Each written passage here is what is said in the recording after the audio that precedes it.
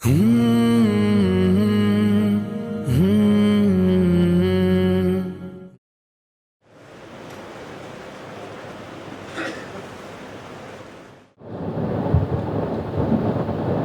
सदर अदीब साहब ने बहुत, मैं समझता हूँ, कहने लायक कुछ छोड़ा नहीं। और अभी सलमान खुर्शीद साहब को बोलना है, स्टेज पर बैठे हमारे सभी आज़म भाई, फुज़ैल साहब, सभी साथी, आप लोग यहाँ अपना वक्त निकाल करके आए हैं। हकीकत में दौर तो मायूसी का है, लेकिन उसके लिए हम तो खुद अपने आप को जिम्मेदार मानते हैं। निसार साहब ने बहुत अच्छा प्रेजेंटेशन दिखाया स्लाइड पर। हो सकता है उसमें कुछ आंकड़ों में कुछ ऊपर नीचे कमी हो, लेकिन एक बात जरूर है कि जमहूरियत में वोट जो है वो सबसे बड़ा हथियार है। और सबसे पहली जो कमी है हमारे अंदर वो ये है कि हम असली हथियार को ही नहीं पहचान पाए।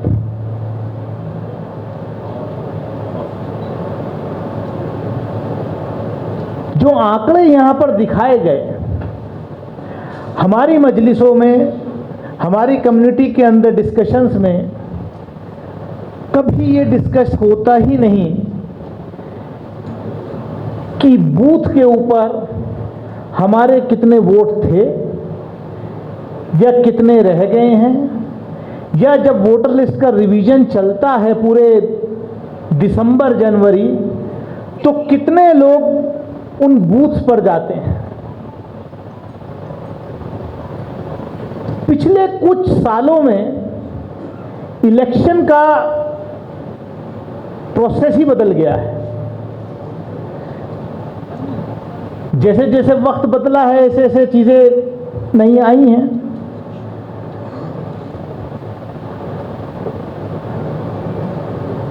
मैं उसमें नहीं जाना चाहता कि ईवीएम कितना एक्यूरेट है और कितना खराब है। मैं तो खराब मानता हूं, भले ही मैं ईवीएम के जरिए जीत के आया। मेरा ओथ लेने के बाद पहला भाषण लोकसभा में ईवीएम के खिलाफ ही था, लेकिन उसके बावजूद भी हम लोग एक तरफ तो देखिए जो 100 साल पुरानी तंजीम है और उसका पॉलिटिकल विंग है जो आज देश में राज कर रहा है, उसका पूरा फोकस पहले बूथ पे रहता था। अब बूथ में भी जो बूथ की लिस्ट होती है, वोटर्स लिस्ट होती है, उसका जो एक पन्ना होता है, एक जो पेज होता है, उस पेज के ऊपर एक उनका पेड वर्कर रहता है, पन्ना प्रमुख जिसको वो बोलते हैं। हम कहां लड़ेंगे? ईवीएम को हम बाद में दोष देते हैं। माफ कीजिएगा अदीब भाई, 10% इलेक्शन सेकुलर पार्टीज, मैं खुद लोकसभा का मेंबर हूं, एक पार्टी का नुमाइंदा हूं, लेकिन मुझे कहते में जरा भी शर्म नहीं है कि 10% इलेक्शन सेकुलर पार्टीज उस दिन हार जाती हैं जिस दिन से वोटर लिस्ट का रिवीजन शुरू होता है, और 10% उस दिन हार जाती है जिस दिन पोलिंग पे वोट पड़ रहा होता है। हर बूथ के ऊपर ऑन एन एवरेज 1000 वोट का होता है। 50 वोट ऐसे काटे जाते हैं जो मालूम है कि ये वोट सेकुलर पार्टी को जाएगा 50। मेरे और आपके घर में ही अगर 6 वोट हैं तो अरे अब की बार भाभी का वोट नहीं आया, बाकी सबके आ गए थे। और अब की बार चाची का नहीं आया, पता नहीं क्या हुआ। हम कभी सोचते भी नहीं कि ये वोट जान के काटा गया है। और 50 ऐसे जुड़वा लिए जाते हैं जो वहां रहते नहीं, वो भी हम चेक नहीं करते।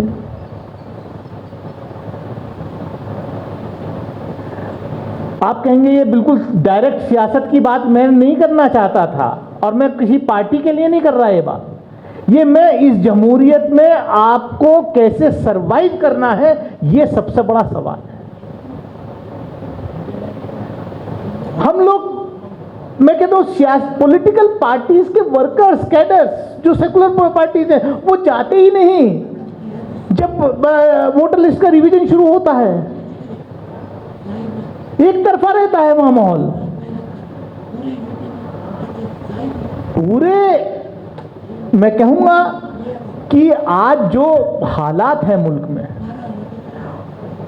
अदीप भाई ने लिंचिंग की बात करी। 2018 में सुप्रीम कोर्ट ने जजमेंट दिया कि लिंचिंग के ऊपर कानून बनना चाहिए। जब से दुनिया भर के कानून बन गए, एक सेशन में रिकॉर्ड कायम हो गया, कानून हटाने से लेकर के और बनाने तक का।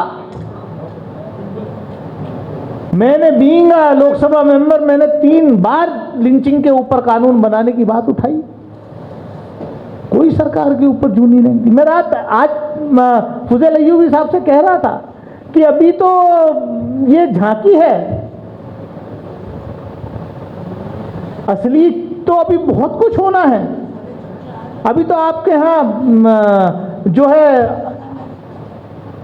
आईपीसी और एविडेंस एक्ट में बदलाव आने वाला है बहुत जल्दी। अभी तो ये हालत होने वाली है कि जैसे यूएपीए में आपको अपने आप साबित करना है, अगर आपके ऊपर केस कर दिया कि साहब मैं दोषी नहीं हूं, मैं गुनहगार नहीं हूं, या पीएमएलए में आपको साबित करना है, हम जा कहां रहे हैं? हम लोग सोए हुए हैं।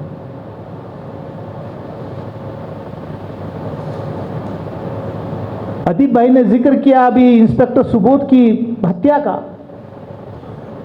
जब इंस्पेक्टर सुबोध के कातिलों को रिलीज कर दिया बेल पे हाई कोर्ट ने, तो उनकी पत्नी रजनी ने कहा कि मेरा सब कुछ उजड़ गया।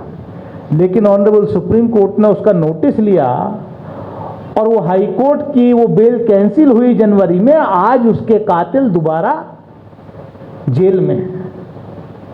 क्या हम ये उम्मीद कर सकते हैं कि इस मुल्क का सुप्रीम कोर्ट बिल्किस बानो को की उस आवाज को भी सुनेगा?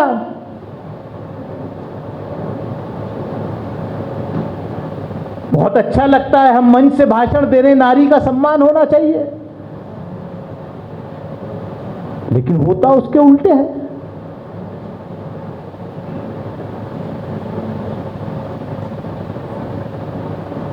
मैं ज्यादा कुछ कहना नहीं चाहता, मैं तो इतना ही कहूंगा, मैं उस कन्वेंशन में था, अदीप भाई ने जो बुलाया था, और मैंने वादा किया था अदीप भाई से कि आप जहां मेरी जरूरत समझेंगे, क्योंकि ये पार्टी पॉलिटिक्स का मसला नहीं है, पार्टी वाटियां बहुत हो गई, फिरके बहुत हो गए, ईगोज बहुत सेटल कर ली हम लोगों ने, इसी में उलझ के रह जाते। मैं तो मुल्क के अंदर हर उस कॉज के साथ हूं जो मजलूम के खिलाफ आवाज उठाता है, हर उस ऑर्गेनाइजेशन के साथ हूं जहां पर जुल्म होता है बगैर जात और मजहब के, किसी के भी ऊपर हो, उसके खिलाफ आवाज उठाने के लिए मैं तो हमेशा तैयार रहता हूं और उठाने का काम करता हूं। क्योंकि हालात जैसा कहा कि हमें दोस्त बनाने पड़ेंगे। आज माहौल ये हो गया है कि हम ही तो, हमारे ऊपर ही जुल्म होता है और हम ही जो है हमें ही दोष दिया जाता है कि you are responsible for it. उससे हमें बाहर निकलना पड़ेगा। मैं ज़्यादा कुछ ना कहते हुए मैं इतना ही कहूँगा कि ये ऑर्गेनाइजेशन जो बनाया है Indian Muslims for human rights, इसके पीछे जो सोच और जज्बा है उसको हमें सलाम करना चाहिए। और बहुत सही कहा अदीब भाई ने कि ये तो अब यंगर जनरेशन को आप लोग आगे लेना है, और ये दिल्ली के स्पीकर्स हॉल में कॉन्स्टिट्यूशन क्लब में बैठ के या ऐवान गालिब में बैठ के ही काम नहीं चलेगा। मुल्क के कोने कोने में जो संजीदा लोग हैं, जो तंजीमें चला रहे हैं, उनको अपने इख्तलाफात भुला करके एक प्लेटफॉर्म पर आना पड़ेगा। आज क्या होता है, माफ़ कीजिएगा, कि आज आम वो इंसान जो डेमोक्रेसी में यकीन रखता है, जो जुल्म के खिलाफ अपनी आवाज़ उठाना चाहता है, वो बयान देने से, ट्विटर और फेसबुक पर लिखने से डरता है कि मेरे खिलाफ कहां पर मुकदमा हो जाएगा। अगर सच्चाई आपको साबित करनी है, वो भी डरता है। और हमने देखा किस तरीके से ऑल्ट न्यूज़ के रिपोर्टर को 23 दिन तक कभी इस जेल में कभी उस जेल में जुबैर को रखा गया। और हमने ये भी देखा कि एक न्यूज़ के एंकर को राजस्थान की पुलिस ढूंढते रही और वो मिला भी नहीं। हमने ये भी देखा एक न्यूज़ एंकर को रातों रात लंदन में बैठे हुए फॉर्मर अटॉर्नी जनरल से लेकर के और पूरी बैटरी ऑफ लॉयर जो है खड़े हो गए और 2 दिन के अंदर बाहर आ गए।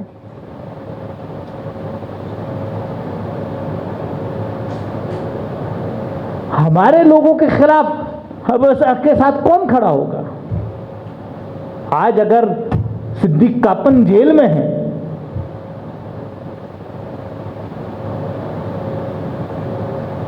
और मतलब खास तौर से जो लीगल बैकग्राउंड के लोग हैं, उनको बहुत ज्यादा एक्टिव होने की जरूरत है। और साहब एक बात और कहूंगा, ये जो फेक व्हाट्सएप यूनिवर्सिटी चल रही है ना, इससे अछूते हम लोग, आप लोग भी नहीं रहे। मैं एक एग्जांपल देकर अपनी बात खत्म करता हूं। अभी इंडिपेंडेंस डे पर वो बात तो कह दी अदीब भाई ने कि जब उन लोगों ने तो झंडा हमने संभाला, उन्होंने तो 52 साल तक झंडा भी नहीं अपने हेडक्वार्टर्स पे फहराया। मैंने तो ये बात इसी सेशन में लोकसभा में ऑन रिकॉर्ड कही, तो सारे तिलमिला गए, पार्लियामेंट्री अफेयर्स मिनिस्टर से लेकर के सब खड़े हो गए। मैंने कहा साहब मैं क्या गलत कह रहा हूँ? बोले साहब आरएसएस का नाम क्यों ले दिया? मैंने कहा मैंने क्या गलत ले दिया? क्या 52 साल तक हेडक्वार्टर्स पे उन्होंने अपने झंडा फहराया? मैंने गलत क्या कह दिया? नहीं वो रिकॉर्ड पर नहीं जाना चाहिए, आरएसएस का नाम क्यों लिया? अरे इस देश के प्रधानमंत्री से लेकर मेजॉरिटी जो सदन में बैठी है वो आरएसएस से है आज की डेट में। लेकिन मैं जो कहना चाह रहा कि 75 साल आज़ादी का अमृत महोत्सव इतना चला। वो एक साहब ने कहा कि साहब ये जो है, जैसे अदीब भाई ने कहा कि हमारे लोग तो झंडा लेकर के, मेरे यहाँ खुद अमरोहा के अंदर अदीब भाई उलमाए हजरात बच्चे लेकर के जो रैली निकले, तो मतलब पहली बार लगा कि एडमिनिस्ट्रेशन मतलब मजबूर था, वरना हमारे इतने लोगों को सड़क पर देख करके तिलमिला जाता, लेकिन मजबूर था क्योंकि तिरंगा हाथ में था।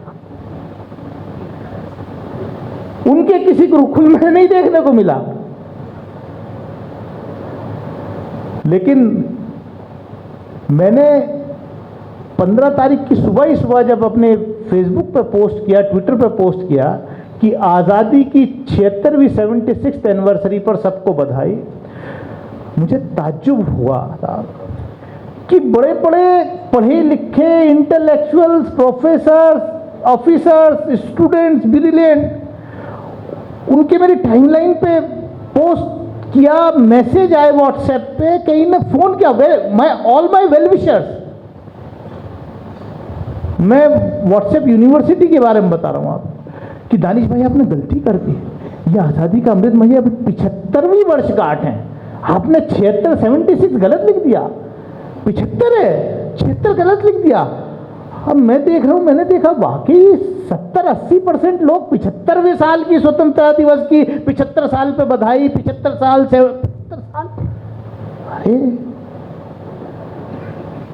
मैंने बहुत समझाया, नहीं समझे। फिर मुझे बड़ी मुश्किल से प्रेसिडेंट ऑफ इंडिया के ट्विटर पे एक वो मिला कि उन्होंने नेशन को एड्रेस करते हुए कहा कि 76th anniversary of India independence. तो मैंने वो स्क्रीनशॉट लिया और कई दोस्तों को भेजा और पोस्ट किया, तब जाकर के मेरी जान बची, वरना मुझे ही जाहिल बता दिया था।